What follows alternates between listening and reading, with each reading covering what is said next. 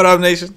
Welcome to the first edition of this season, anyway, of the WiseTake NBA DFS early look. CK013 here. You can find me on Twitter at CK_013. And I'm joined once again by the GOAT, the true OG, known to many of y'all as Paulie D. Paulie, we did some preseason action. Preseason went really well. We ended it on a great note. NFL has been really good to us, minus this last week. But in general, it's been really good to us. I can't be more excited to finally have the NBA regular season. What's happening?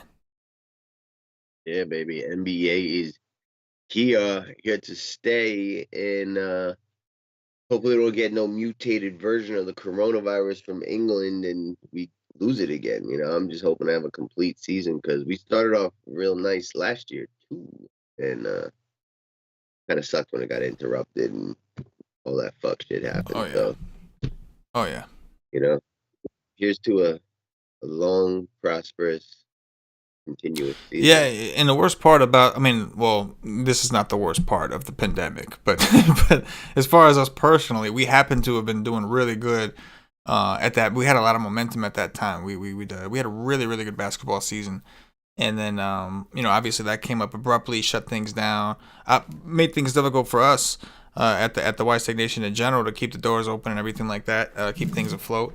But it did come back, and we were able to complete it through a bubble. We're not doing the bubble, but I think that we continue because we know what to expect. So obviously for us as DFS players, we're going to be ready to get screwed a couple more slates than usual, which is a big deal in NBA because it happens already. But now we're talking about guys that are going to have potentially fail or come up with a COVID positive case and then end up leaving literally right at lock.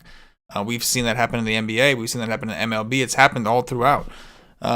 So, it is what it is. We'll enjoy the roller coaster, but NBA was definitely really strong. I mean, really, all the sports for us. And listen, I know people that don't know us may listen to this and think, but the ones that do know us have been hanging out with us. They can attest that just like how great a season this last year DFS wise for us. Like NFL, MLB was ridiculous. Basketball before the bubble and even after the bubble. I keep saying before, but just in general, the last seasons we've had have just been ridiculous. So I'm extremely excited to have some NBA and to be doing these early looks. We're going to do them 5 days a week. Most of the time, it'll probably just be me talking to y'all nation with the little podcast action, try to get it up the night before. And a couple times a week, we're going to have Paulie on doing dirties. And throughout the whole season, Monday through Friday, if you're a paid member at WiseTake.com, we'll have all the content, our DraftKings and FanDuel projections, our Paulie D's fast break sheet. I'll be doing a slate breakdown where I go over my core plays, and then of course we got cheat sheets that feed right off our projections, and of course the pre-lock wise stream, which me and Paulie will be doing Monday through Friday. So day passes, everything is ready, and we are ready. We are fucking ready. And we gave an opportunity a few times to get a deal off of the season pass. You can still use the NBA 20 promo code. That's good, just because you guys watch the shows, but hopefully you get that, because I think it's going to be a phenomenal NBA season for the WiseTake Nation. Okay.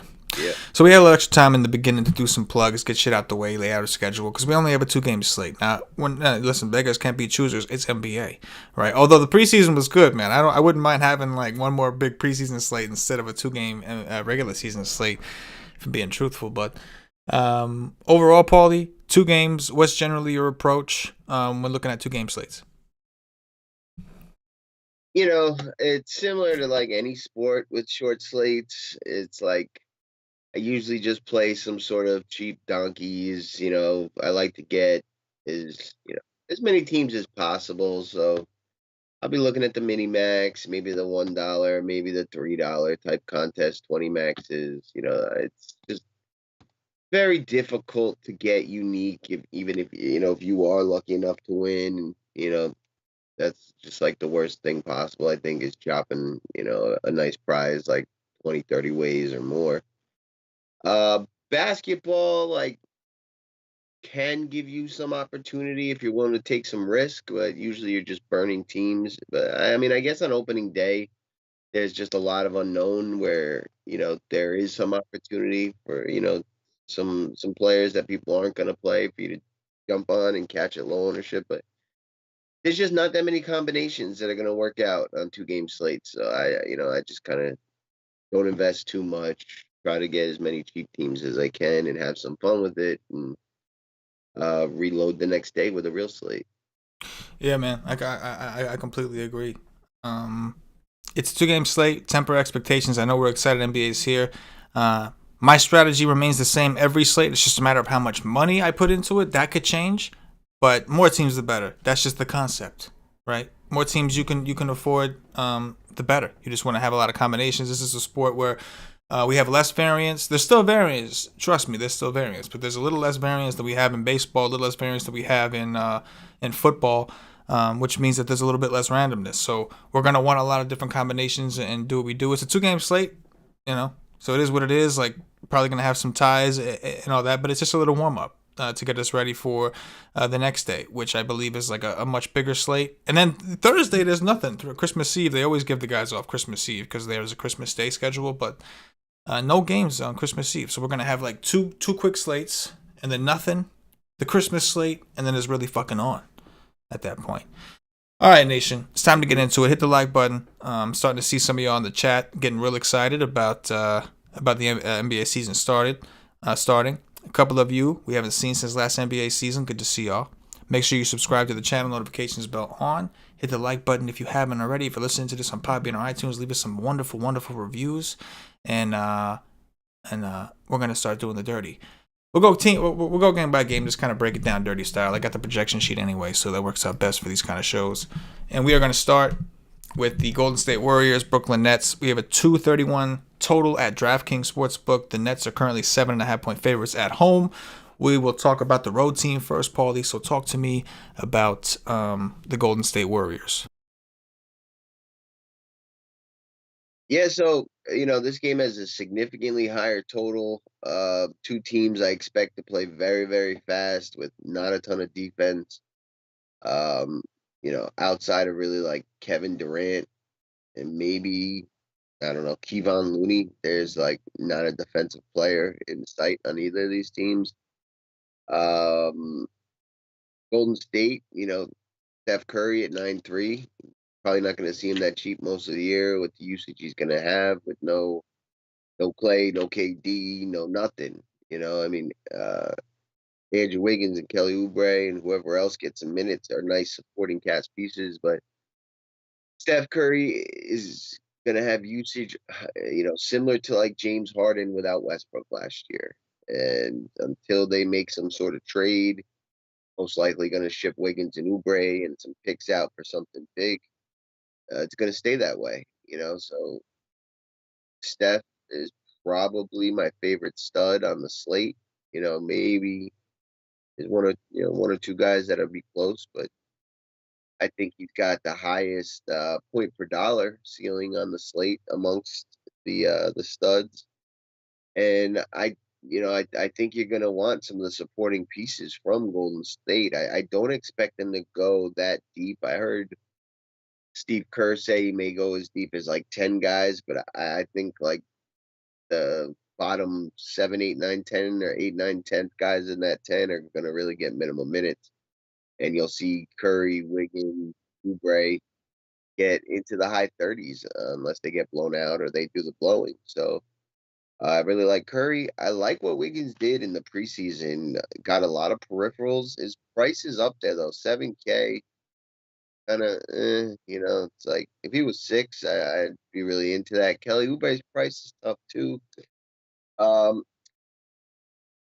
Let me see what they are on Fandeezy. Fandeezy, they are in the 6s, so maybe you play Wiggins and Oubre over there. Eric Paschall's 3.8 on DraftKings. That's really attractive with no Draymond. We're probably going to want some sick value plays to load up on studs because it is a star-studded slate. I don't mind Kevin Looney, but he's significantly cheaper on FanDuel. I don't know at 5.2 what kind of upside you really have.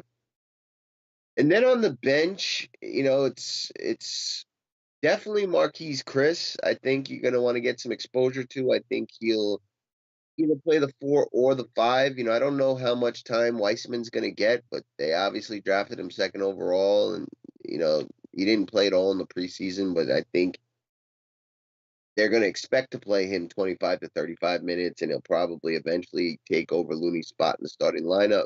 Just it depends how developed he is. He's very, very raw. We don't know what to expect from him. It would have been nice to see him. But Marquise Chris, we have seen high point per minute guys, only 4K.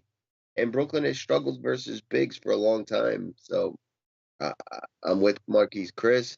I think you could take shots on Brad Wanamaker, who this may be a really good spot for him as Steph's backup. We've seen other guys who've backed up Steph, like Livingston and some other dudes kind of have like decent roles minute wise. And I think Wanamaker was gonna flourish in this kind of offense where he will take a lot more shots.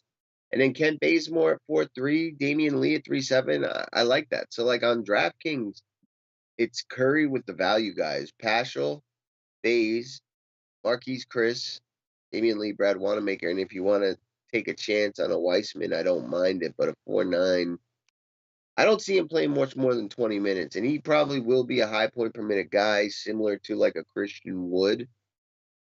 But at 5K, you want to see like a chance for more minutes. And I don't expect to see him get much more than like 15 minutes in his debut without really playing with that much in the preseason. So Steph in the value on DK. And on FanDuel, some of those mid tier guys that aren't that bad, like Oubre, Wiggins, Kevin Looney is much cheaper. He's actually viable on FanDuel. Chris is viable. Bazemore is even cheaper. Wanamaker. So Stephen, and anything that you think is cheap, depending on which site.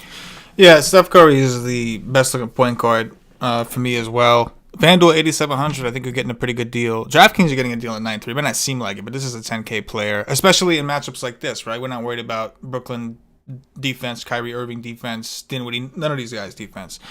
So yeah, expect massive usage for Steph Curry. The standalone plays, like if I'm taking one or two plays just to forget it, I'm not looking at game stacks. I'm just trying who are the best plays here. It's Paschal for value. Now, I say this, mind you, he's going to be crazy chalk on DraftKings and FanDuel.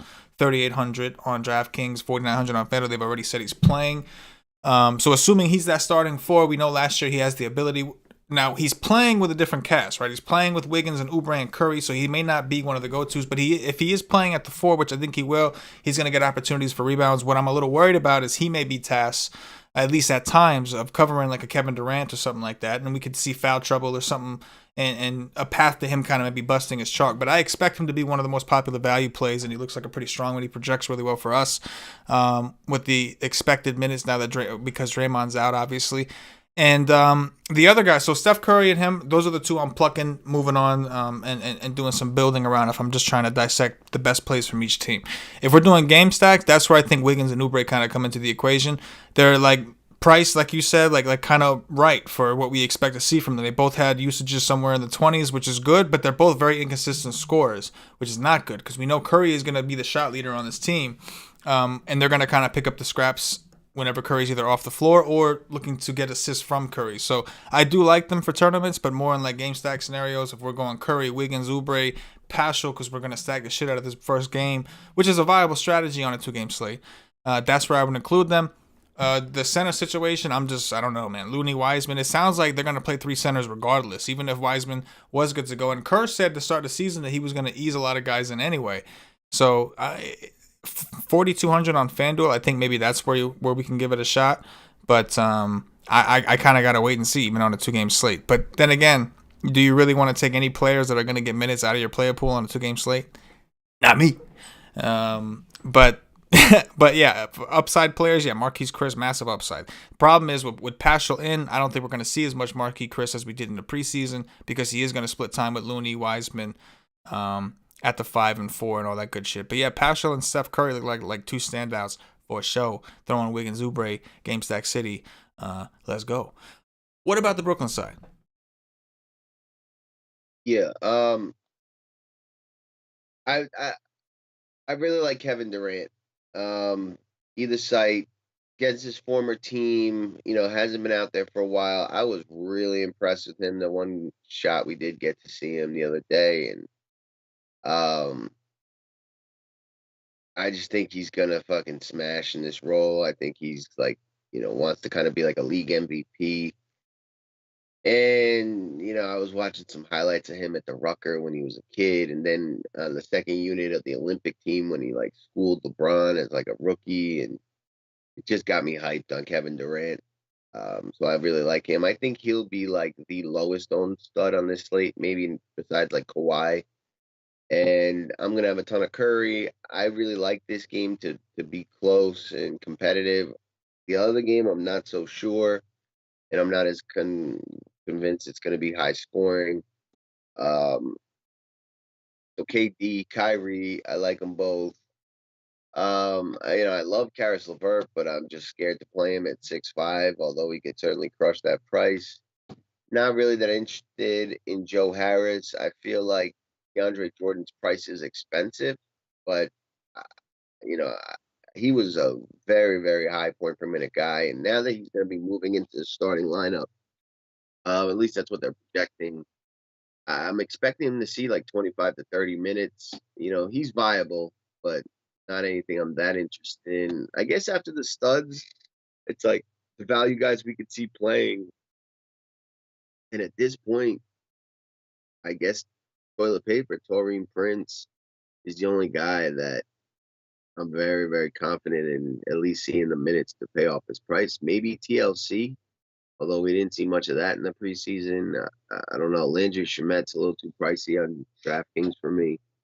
Looks like Kyrie, KD, and toilet paper on the Brooklyn Nets. Looking at FanDuel, DeAndre Jordan is certainly in play on FanDuel at 4-5. Really like KD at 8-5. He's a guy that can get like not double digit, but 3+ blocks, get some steals. Toilet paper's 3.9 over there too. Landry Shamet's probably more viable on FanDuel at 3.9. We could probably do better though on the rest of the slate for value. So call it KD, Kyrie, and toilet paper. Yeah, it's a shame, and I see people in the chat talking about it too. It's almost a shame when you look at like how much Dinwiddie and LeVert have developed as players, and now, in my opinion, they're going to be relegated to basically a step above a role player. You got Kevin Durant and Kyrie who were on the court. They're going to dominate all usage, and when one of them's on the court, it's just going to take over. So it's tough. Like, I like Durant better than Kyrie also. We also have Steph Curry, who's expensive, who I'd like to get to. Steph Curry is, I think, cheaper than Kyrie on FanDuel, which is crazy.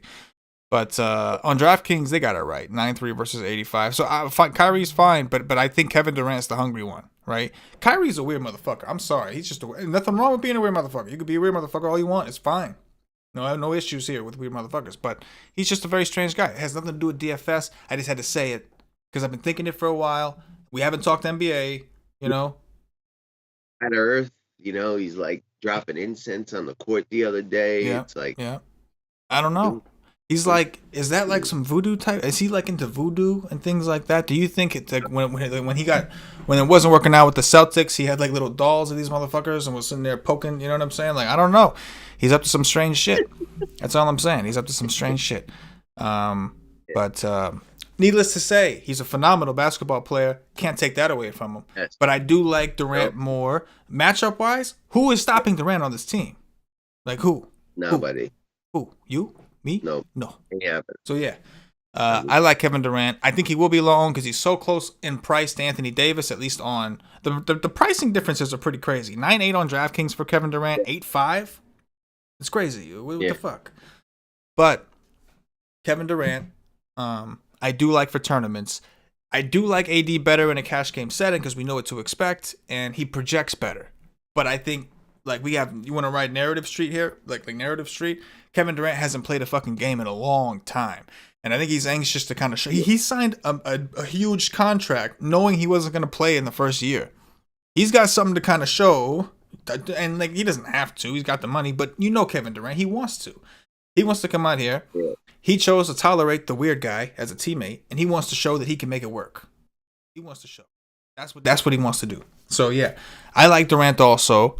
I think that in tournaments specifically, there's not a ton else from this team that I'm crazy about. DeAndre Jordan, maybe he plays more this year because of the whole Durant buddy situation. I don't know, because Jared Allen did do a pretty good job for the most part last year. But both of those guys are a lot cheaper on FanDuel.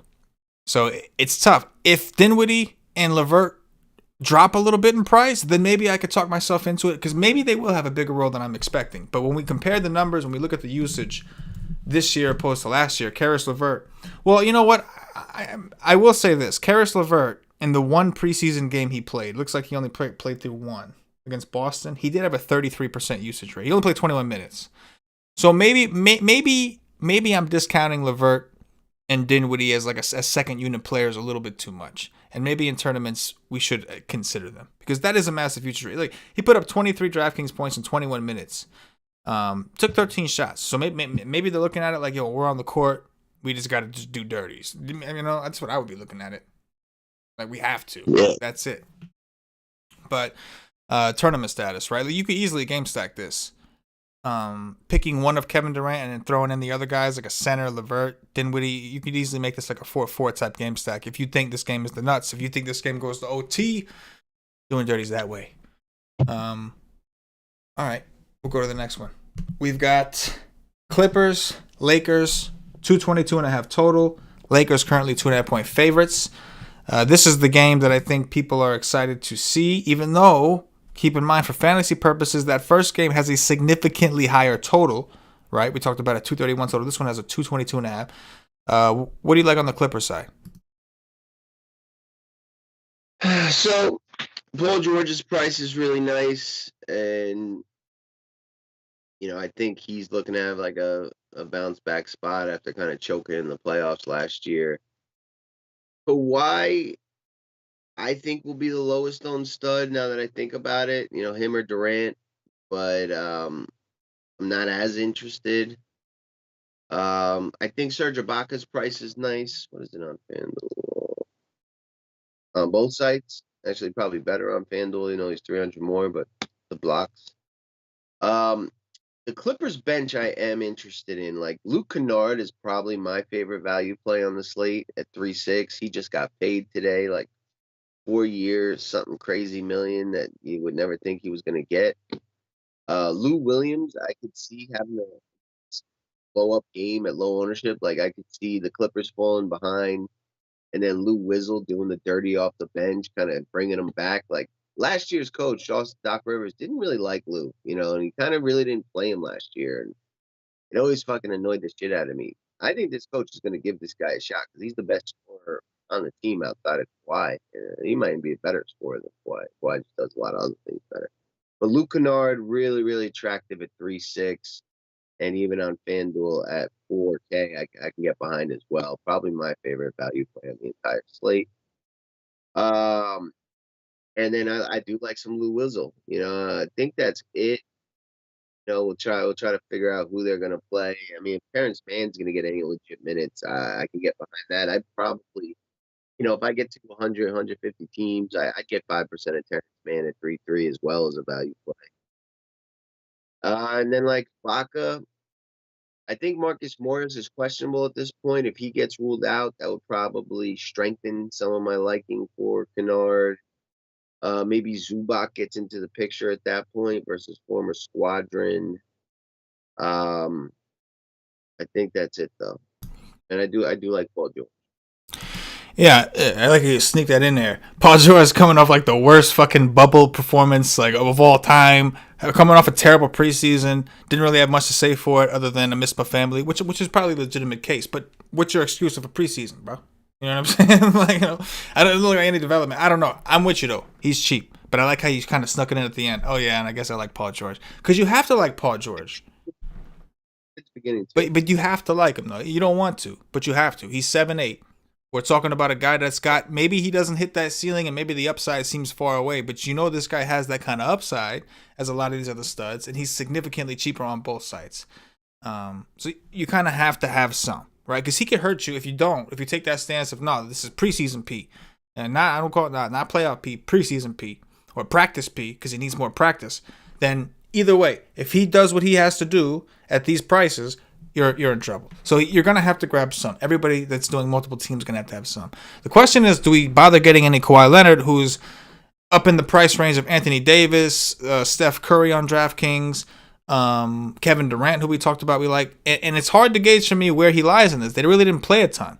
You know, like the Clippers really didn't play nobody. Like they were very, very like Lou Williams. I think played 6 minutes in 2 of the games. It's just like, so it's hard to gauge where they're at. We know that this game has a lower total, so we expect to see a little bit more defense.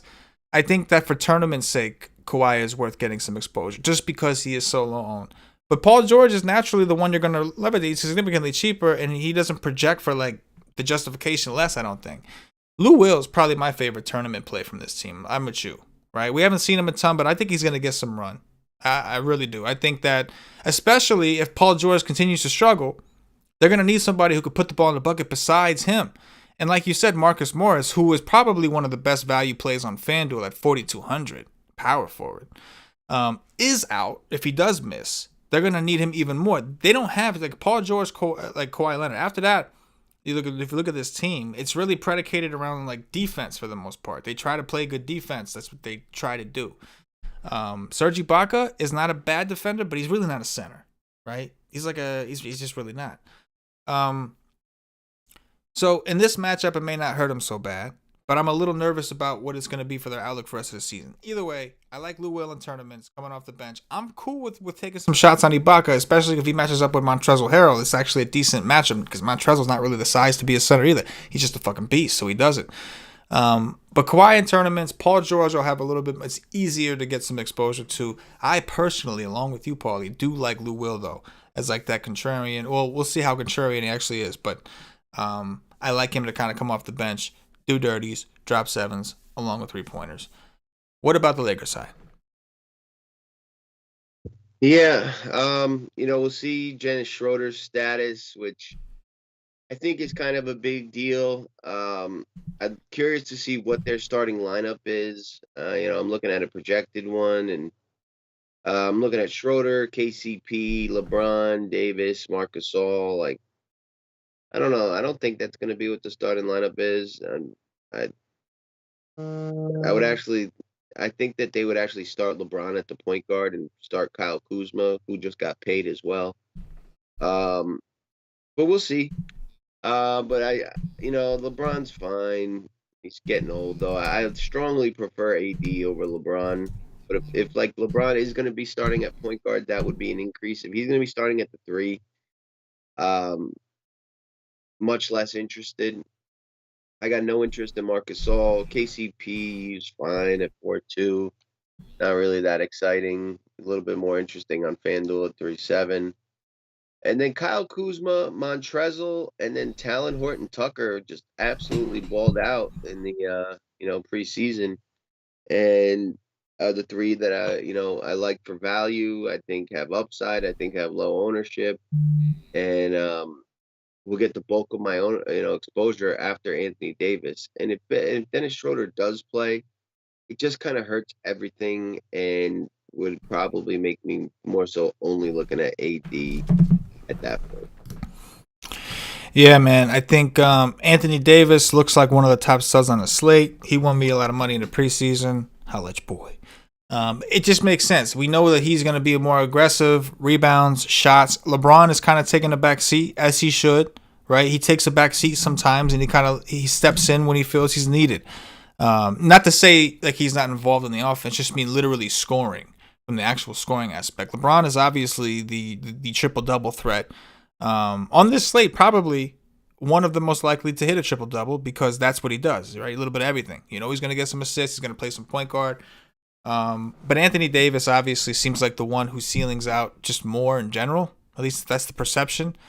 And positionally, he's over there, power forward, center, a little easier to get some. So I expect him to be one of, if not the most popular studs on the slate. I do think LeBron comes in at right. I do think LeBron comes in a little bit lower ownership, so I'll have some LeBron. But I want more of him if Schroeder is out, who's questionable. If Schroeder's in, I don't think we see as much point guard LeBron between Alex Caruso. I just don't think he plays it as much. But if Schroeder is out, I don't really see Caruso ever playing 30 minutes. So I think LeBron will play a lot more point guard, which puts him back into play. I'm not really into Gasol, although I will acknowledge on FanDuel 3,800 is extremely fucking cheap. I prefer Montrezl. I know his usage dropped, his whatever, but his fantasy scores dropped once AD and LeBron started playing. But he played 31 and 27 minutes in those first 2 games. He played 22 and 23 in the last 2. So it's not like it was just about the usage dropped a little, I guess, but it was really the minutes that dropped. But to give us this price, to give us this opportunity, 5-3 for Montrezl, who will probably be low owned, 5-1 on FanDuel, a little scary because, like I said, you've got Gasol at 3,800. They're really fucking daring you. But we know Montrezl, man, he's a high motor, point per minute beast. So I'm into it. Schroeder, I would prefer on FanDuel. 5-8 for DraftKings is a little scary. Just not sure what his role is going to look like on this team. We saw some preseason, but not a ton. But yeah, I mean, AD and LeBron are your first stops. I do think, like last year, I treated AD and LeBron kind of like how I treated Luka, which is like, I only like you guys from the team. I'm not playing any of your fucking teammates. I'm not fucking around with that. Like that was my standard approach. But this year, I think both situations are different. You did go out there and get Montrezl Harrell. You got Schroeder, guys that can be fantasy relevant, fantasy viable. So I think my outlook will change. Same thing with with Dallas. Their team looks a little bit better to me this year. Last guy I'll mention for value, KCP. Very cheap on both sites. He should play a lot. At least for defensive purposes, he should play a lot. But again, shit sucks. 2-game slate is what it is. That's what we do. All right. Well, why don't we do some top threes here, Paulie? It's early, nation. Obviously, we're doing this the day before. We're always going to try to have this out early to get people thinking the right way. A lot of news could come out between now and then. Probably not, though. It's a 2-game slate, but we are still waiting for some. Make sure you check back. Go to WiseTake.com, get a day pass, $2.50 if you want to try us out. I mean, the monthly's cheaper, year's cheaper, season's cheaper, but if you want to try us out, $2.50, day pass. You can try the content out. You get access to the pre-lock Wise stream we do, which is 45 minutes prior to lock. We hop on live with our members and try to answer questions and go over things. You get our projections, which you see on the screen. They don't look like that. It's just I built this sheet, but you get access to our projections. You get access to our cheat sheets, Paulie's fast break sheet. I write an article. Dirties will be done. So again, this is an early look. Just keep that in mind. Now we're gonna do top threes, top 3 value. We'll do top 3 studs, and then I guess we'll do top 3 mid tier. But first, we'll start with the studs. Top 3 studs. Okay. Where would you cut this off? Like 8K? Yeah, it sounds fine. Okay. So Paul George is a mid-tier guy? Yeah, I guess. Oh, no, we'll cut it off Paul George. Okay. All right, we'll do fair. that. All right. Give me Steph, give me AD, give me KD. Mine is the exact same. Steph, AD, KD. I like how you try to throw everybody for a loop for a second, though. You're like, oh, is Paul George considered in this group? Making everybody think you were going to say Paul George. And you were like, good, because I'm not fucking interested. And you went to KD and AD. Nice burn there. But I agree. Those are my top 3 as well as of now. What about top 3 value? High, low. You know what I mean? Value, I guess, what? 5,500 as the cutoff? Okay. I mean, I guess that leaves us kind of thin for the... Should we do like... We'll cut it at 5. Yeah, 5. Yeah, I like that. All right. Give me Luke Kennard. Give me Eric Pash. And I will take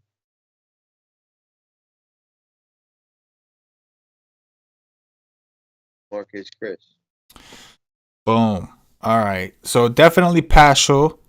So on FanDuel, I would say Marcus Morris to be clear, but I'm gonna pick one that's priced cheap on both sides to keep things somewhat neutral here. So yeah, I'll go with your boy Kennard. I did like what you had to say about him, and I feel like we had more, but then when I think about the games on this slate, I don't think I did have a ton. So I guess I'm gonna have to go with I don't even have a third one, man. I don't like it because the guys I like are just slightly more expensive than this 5K range. Oh, you know what? I'll take Marquise Chris with you. I was gonna say Wiseman, but I really don't know how much he'll play in his first fucking game ever. Really don't know. So I'll go with Marquise Chris. All right, that was more. And he only played like 8 college games because he got like suspended for like talking to an agent or something. I mean, he's really, really raw. Yeah, raw like dicks. Yeah. Like that. That's like mid tier. Yeah. Lou Will, Montrez, and Ibaka. I love it, man. I love that group. Lou Will Montrez for me, definitely in that mid tier. And then I'll go with I'll take a little shot with Kelly Oubre. Fuck him, but I'll take a shot with Kelly Oubre. MG says, CK, just say toilet paper, stay on brand. Bro, I don't even know how much toilet paper is gonna play because I think he's primarily gonna be backing up like, you know what I'm saying? Like I think rotationally, I think he gets fucked harder than anyone in this because what does he contribute? Like you got other guys that score when KD's off the court. KD's gonna play a lot of minutes, I think. Like I don't know, I think he's the odd man out. So I know it's off brand for me to say that, but is what it is. Up Joe Harris. Yeah, man, Joe Harris gonna play over him exactly. Play over him because he can shoot. That's it. Done deal. That's it. That's going to do it for the first edition of the early look. Appreciate you guys and look forward to spending the rest of the season hanging out with you guys. Like I said, Paulie be joining us, probably about 2 times a week on this thing. Other than that, we'll be rocking some solo shows, but we're going to try to do them the night before most slates. Sometimes we'll probably do them the day of, but try to do them the night before most slates. Have it up on YouTube, Twitch, Podbean, iTunes, all the platforms. All we ask in return is that you hit the like button and you subscribe. While we continue to do what we do, which is dirties on the YouTube and Twitch, so that you guys can get some free content. So we appreciate you. Paulie, anything in closing before we get out of here? Nope. Do dirts. NBA's here. I'll let your boy. For Paulie D, for myself, the entire WiseTake Nation, as always, good luck.